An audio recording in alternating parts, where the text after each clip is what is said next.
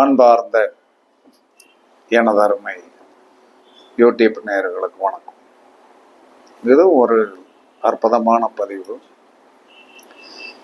சிவராஜ யோகத்தின் ஒரு ரகசியம். சிவராஜ யோகம் என்பது ஒரு நல்ல யோகம்தான். சூரியனும் குருவும் இருப்பது தான் சிவராஜ யோகம். சூரியனுக்கு 1:5 குரு இருந்தாலும், குருவுக்கு 1:5 சூரியன் இருந்தாலும் அது சிவராஜ யோகமாக எடுத்துக்கொள்ளலாம். அப்ப சிவராஜ யோகம் என்பது என்ன சொல்லலாம்னா, அந்த குழந்தை பிறந்த இடம் ஒரு தாற்பயமான ஆன்மீகம் சார்ந்த, அறிவு சார்ந்த தகப்பன் என்று சொல்லக்கூடிய ஒரு வலிமையான நபராக கண்டிப்பா இருந்திருப்பார். தகப்பன் என்று சொல்லக்கூடிய ஒரு வலிமையான நபராக தான் சிவராஜ யோகம். அப்ப இந்த சிவராஜ யோகம் என்பதிலும் சில நுணுக்கங்கள் இருக்கிறது. 100% சிவராஜ யோகம் உள்ள ஜாதகமா இல்ல என்ன சொன்னா 75% என்ன சொன்னா சிவராஜ யோகம் உள்ள ஜாதகமாங்கிறது எப்படி கண்டுபிடிக்கிறது அப்படிங்கிற ஒரு முறை இருக்கும் இல்லையா? சிவராஜ யோகம் என்பது சூரியனும் குருவும் ஆண் வீட்டில் இருக்கணும். சூரியனும் குருவும் ஆண் வீட்டில் இருக்கணும். 6 ஆண் வீடு இருக்கு இல்லையா? மேசம், மிதனம், அதற்கடுத்து சிம்மம், சிம்மத்துக்கு அடுத்து என்ன சொல்லலாம்னா துலாமு, துலாமுக்கு அடுத்து தனுசு, தனுசுக்கு அடுத்து கும்பம். இந்த 6 வீட்டில் இருந்தால்தான் அது 100% எஃபெக்ட்னஸ் ஆஃப் சிவராஜ யோகம். ஒரு இடத்துல என்ன சொல்றான்னா சூரியன் இந்த 1:5 ஆதிபத்தியம் வரும்போது பெண் வீடாக இருந்தால், இப்ப கடகத்துல என்ன சொல்றான்னா சூரியன் இருந்து அதற்கு 5ல எந்த வீடு அது பெண் வீடா தான் வந்துடும். பெண் வீடா தான் வந்துடும். விருச்சிகம் தானே 5வது வீடா அது தடுமாற்றத்திற்குரியது அப்படின்ட்டு. சூரியன் வீட்டில் இருக்கின்ற சிவராஜ யோகம் 24 கேரட் கோல்டு. பெண் வீட்டில் இருக்கின்ற பெண் வீடும் பெண் வீட்டில் 1:5 தொடர்பு கொள்கின்ற அந்த சிவராஜ யோகம் 22 கேரட் தான். இவர்கள் சமய சந்தர்ப்பத்திற்கு தக்கன தடுமாறக்கூடிய நபர்கள். இது ஆணாக இருந்தாலும் பெண்ணாக இருந்தாலும் சமய சந்தர்ப்பத்திற்கும் சூழ்நிலைக்கும் தக்கன அந்த பெண் வீட்டில் இருந்தால், பெண் வீட்டில் 1:5 இவர்கள் தொடர்பு கொள்ளக்கூடிய ஒரு நிலைமை வந்தால், சமய சந்தர்ப்பத்திற்கு தக்கன இவர்கள் என்ன சொன்னா சூழ்நிலைக்கு தக்கன அந்த யோகம் இருந்தாலும் இவர்கள் தடுமாறக்கூடிய ஒரு ஆதிபத்தியம் உடையவர்கள் என்று சாஸ்திரம் சொல்லுகிறது. உண்மைதான். இதை தெரிஞ்சுக்கணும் இல்லையா? இப்ப ஒருத்தர் பார்த்தவொடனே எனக்கு சிவராஜ யோகம் இருக்கு அப்படின்னு அவர் பெருமையா சொல்லுவார். உண்மை சார்ந்த இதை கண்டுபிடிக்கக்கூடியது என்ன சொன்னா அவருக்கு பெண் வீட்டில் அந்த தொடர்பு இருக்கிறதா, ஆண் வீட்டில் தொடர்பு இருக்கிறதா என்பதை பார்த்து தான் நாம ஜட்ஜ்மெண்ட் எடுக்க முடியும். எல்லாரும் என்ன சொல்லலாம்னா அந்த சிவராஜ யோகத்தை அனுபவிக்க முடியாது. எல்லாருக்கும் அனுபவிக்க முடியாது. இருக்கலாம், இருந்தாலும் அந்த சிவராஜ யோகத்தை அனுபவிக்க முடியாது. அதனால ஆண் வீட்டில் இருக்கின்ற ஆண் வீட்டோடு தொடர்பு கொள்ளக்கூடிய 1:5 சூரியன் குரு, சூரியன் குரு சேர்ந்து இருக்கலாம், அல்லது சூரியனுக்கு 5 குரு, சூரியனுக்கு 9 குரு, இந்த மாதிரி ஆதிபத்தியத்தில் அது ஆண் வீட்டோடு ஆண் தொடர்பு கொள்ளக்கூடிய ஒரு நிலை இருக்கணும். பெண் வீட்டில் சிவராஜ யோகம் இருக்கலாம்.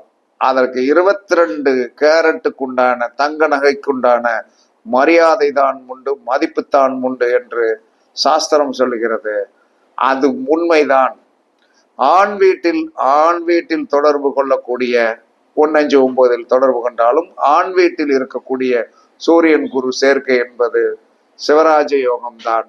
24 கேரட்டுக்குண்டான அற்புதமான சிவராஜ யோகம் என்று சாஸ்திரம் சொல்லுகிறது. நான் சொல்லல, இது உண்மை என்பதை பரிச்சித்து பார்த்த பிறதான் சொல்லுகிறேன். அதற்கடுத்து இதுல இன்னொரு பிரச்சனை என்னன்னா,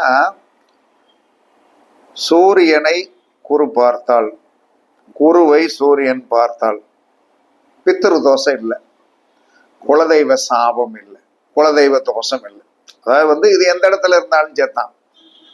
அதுக்கு ஒரு ரூல்ஸ் வச்சிருக்கான் சிவராஜ யோகத்துக்கு. ஆனால் சூரியனை குரு பார்த்தாலோ, குருவை சூரியன் பார்த்தாலோ, இவர்களுடைய தொடர்பு எந்த இடத்தில் இருந்தாலும் அப்ப பித்ரு தோஷம் என்பது இல்லை. முன்னோர்களுடைய சாபங்களோ அந்த பாவங்களோ நம்மளை கண்டிப்பாக சாராது. நாம் அதை பயப்படாம இருக்கலாம்.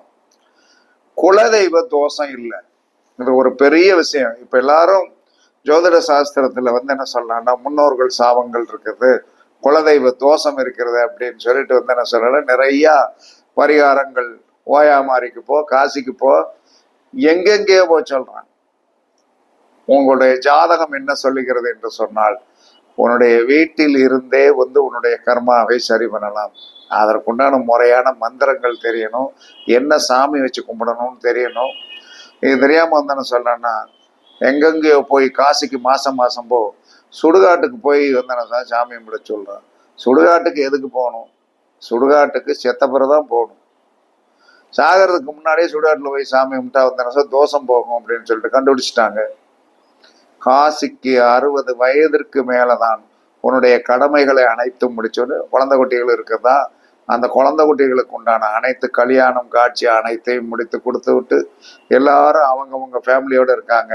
வயதான இந்த தம்பதிகள் என்ன சொன்னாங்க, அப்பத்தான் காசி பிரயாணம் வைத்து அங்க கங்கையில் குளித்து அங்கே இருக்கிற காலபைரவரை வழிபாடு பண்ண வேண்டும் என்று என்னுடைய குருநாதர் சொல்லி கொடுத்தார். இப்ப எல்லாம் ஒரு குரூப் என்ன சொல்ற, மாசம் மாசம் என்ன சொல்றேன்னா 50,000 கட்டி என்ன சொல்ற போயிட்டு வராங்க. இதனால் போயிட்டு வந்தவர்கள் எண்ணத்தை அனுபவித்தீர்கள் என்று சொன்னால் ஒன்றும் இல்லை. ஜாதகத்துல உங்க ஜாதகத்துல என்ன சொல்றான்னா எல்லாமே இருக்கு. நீங்கள் எப்படி எதில் மாட்டுவீர்கள் என்று சொல்லக்கூடிய ஒரு ஆதிபத்தியம் இருக்கிறது. அதான் இங்க படிச்ச ஜோசியம். அதை நாம் முறையாக கையாண்டோம் என்று சொன்னால் எந்த கிரகம் நமக்கு ஆப்படிக்கும் என்பதை கண்டிப்பாக தெரிந்து கொள்ளலாம். எந்த கிரகத்தால் நமக்கு வெற்றி என்பதை தெரிந்து கொள்ளலாம். அதனால ஜோதிடம் என்ன சொல்றேன்னா ஒரு அற்புதமான அறிவு சார்ந்த விஷயம். அதை போய் என்ன சொல்றேன்னா போட்டு குழப்பி எல்லாம் பண்ணி முடிச்சுட்டாங்க. முடிச்சு மக்கள் பூரம் திண்டாடுத, எங்கிட்டா போய் என்ன பண்றது அப்படின்னு சொல்லிட்டு ஒரு ஜாதகத்தை எடுத்தவொடனே எது கெடுக்குங்கிறத கண்டுபிடிச்சிடலாம். ஒரு ஜாதகத்துக்கு ஒரு ஸ்ட்ரக்சரே இருக்குது.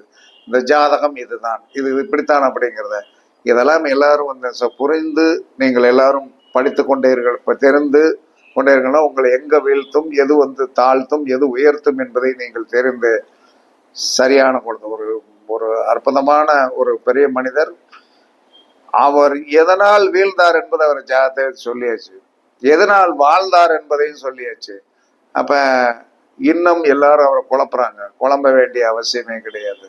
அதனால என்ன சொன்னா சிவராஜ யோகம் என்பது டாபிக் தான். சிவராஜ யோகம் என்பது ஆண் வீட்டில் இருந்தால் அது 100% யோகத்தை செய்யும். 24% கோல்டு. அதே பெண் வீட்டில் தொடர்பு கொண்டால் தடுமாறும். 75% தான் அதற்கு வேலீடு, 25% வேலீடு இல்லை. அதுதான் சிவராஜ யோகம். அதற்கு அடுத்து சிவராஜ யோகம் இருக்கிறவங்க நல்லா இருப்பாங்க. 75% என்ன குறையா? 100%, 25, 70, 100க்கு 75க்கு 25% தான் வித்தியாசம். அது ஒரு பெரிய இதெல்லாம் இருக்காது. இருந்தாலும் குவாலிட்டி அப்படிங்கிறது ஒன்று தெரியணும் இல்லையா? அதனால சூரியனை குரு பார்த்தாலோ, குருவை சூரியன் பார்த்தாலோ அந்த கனெக்ஷன் இருந்தால், சூரியனுக்கு 159 குரு இருந்தாலும், குருவுக்கு சூரியன் 159 இருந்தாலும் அவர்களுக்கு பிதிர் சாபங்களோ தோஷங்களோ கண்டிப்பாக கிடையாது. குலதெய்வ தோஷம் கிடையாது, குலதெய்வ சாபம் கிடையாது. யாராவது உங்கள் ஜாதகத்தை பார்த்து சும்மானாலும் உங்களுக்கு பிதிர் தோஷம் இருக்கு, குலதெய்வ தோஷம் இருக்குன்னா அது எப்படி இருக்குங்கிறதுக்கு விளக்கம் சொல்லணும். நம்ம மாட்டுக்கு இருக்குது அப்படின்னா இந்த மாதிரி ஒரு பார்வை இருந்தாலே இல்லைங்க.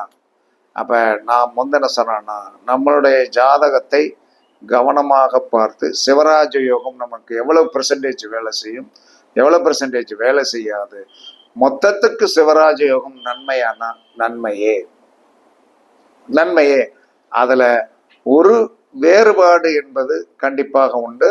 ஆண் வீட்டில் சூரியனும் குருவும் சேர்ந்திருந்தால், பெண் வீட்டில் குருவும் சூரியனும் சேர்ந்திருந்தால், ஆண் வீட்டில் சூரியனும் குருவும் சேர்ந்திருப்பதற்கு 100% பவர் உண்டு.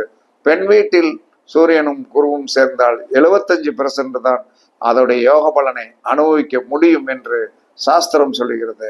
சூரியனை குரு பார்த்தாலோ குருவை சூரியன் பார்த்தாலும் அவர்களுடைய ஜாதகத்தில் பித்திரு தோஷம் இல்லை, குலதெய்வ தோஷம் இல்லை என்று சாஸ்திரம் சொல்கிறது. பரிச்சித்து பாருங்கள், வெற்றி பெறுங்கள் என்று கூறி உங்களிடமிருந்து விடைபெறுவது சிப்பிப்பாறை ஜோதிடரசு ஆதிராகவன் ஜெயபாலாஜி. சுகமே சொல்க, சுகமே சொல்க, வாழ்க வளமுடன், வாழ்க வளமுடன். வணக்கம், வணக்கம், வணக்கம்.